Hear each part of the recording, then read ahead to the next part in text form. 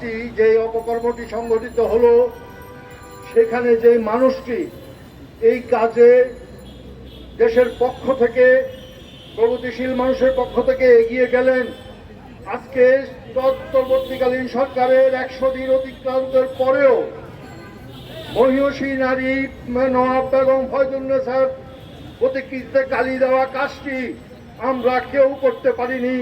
কোনো রাজনৈতিক সংগঠন, সামাজিক সংগঠন, সরকারের প্রশাসন কেউ যে কাজটি করতে পারেনি। সেই কাজটি নৈতিক দায়িত্ববোধের থেকে যিনি করতে গেলেন, তাকে আজকে বন্দুক পিস্তল ঘাড়ে ঠেকিয়ে আহত করে আজকে তাকে হাসপাতালে পাঠানো হলো।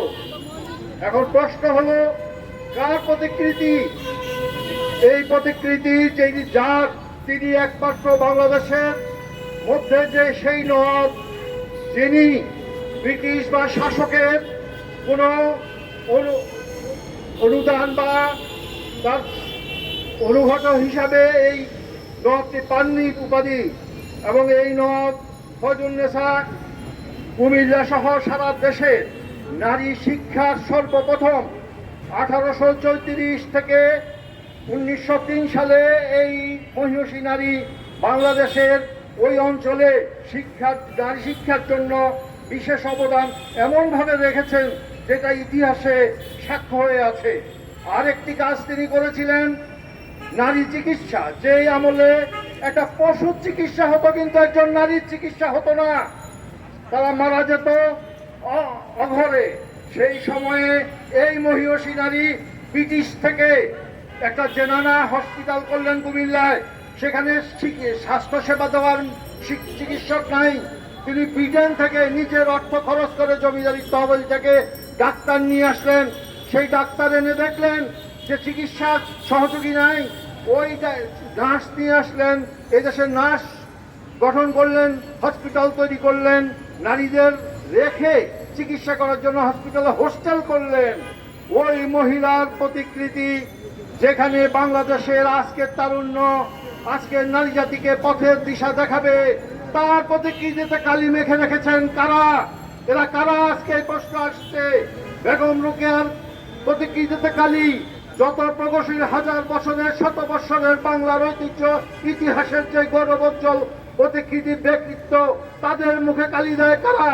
আমরা তাদের চিনি, কারণ তাদের মুখে আলকাট্টা নয়, বিভিন্ন সময়ে আলকাট্টা মাখা হয়েছে। ওই শক্তির পুনরুত্থান যদি ঘটে, তাইলে বাংলাদেশের কেন একজন জনতা, একজন জনগণ নিরাপদ থাকবেন না? অন্তর্বর্তীকালীন সরকারের কাছে আমার বিনীত অনুরোধ, আপনারা তো প্রগতিশীল মানুষ হিসাবে আপনাদের জানি 120-30 দিন অতিক্রম হয়ে গেছে। আপনার সাংস্কৃতিক মন্ত্রণালয় কিংবা শিক্ষা মন্ত্রণালয় থেকে একটি সার্কুলার কি বেরিয়েছে যে বাংলাদেশে যে ভাস্কর্যগুলি ভাঙা হয়েছে সেগুলির প্রতিকার করার জন্য? আমরা জানি কোনটা ভাস্কর্য কোনটা মূর্তি, অনেক লোক জানে না, চেনে না। এই দেশের অনেক ধর্মান্ধ লোক জানে না। আপনারা তো ভাই জানেন।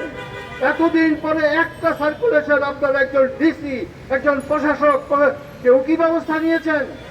আমরা জানি যে একটি পতিত সরকারের আয়োজনে যে ভাস্কর্যগুলি বাংলাদেশে করা হয়েছিল, তার একটা আধিক্যের দোষারূপে আমরা দূষিত করতে পারি তাদের। কিন্তু বাকিগুলো, যেগুলি হাজার বছরের এই বাঙালির কৃষ্টির সাক্ষ্য দেয়, যেগুলি আগামীর পথ দেখাবে, যেগুলি বর্তমানকে সমৃদ্ধ করবে, সেগুলি ভেঙে ভেঙে সেগুলি কালিমালিপ্ত করছেন। তাইলে ডক্টর ইউনূস সাহেব, আপনার ব্যর্থতা আমরা চাই না, আপনার মাধ্যমে এই দেশের মুক্তি ঘটুক এটা চাই, কিন্তু এইটাও চাই না 85 বছর বয়সে ওই প্রতিকৃতির কালি আপনার মুখেও তারা লেপে দেয়, কারণ তারা ওই কাজটি করবে। সুতরাং এখনই সময় আপনাকে সংযত হওয়া, সাবধান হওয়া এবং জনগণের পক্ষে যে কোনো রকমের চ্যালেঞ্জ মোকাবেলায় আপনি নির্ভয়ে এগিয়ে যাওয়ার। আমি আজকে এখানে নেতৃবর্গ আছেন, তারা বক্তব্য রাখবেন।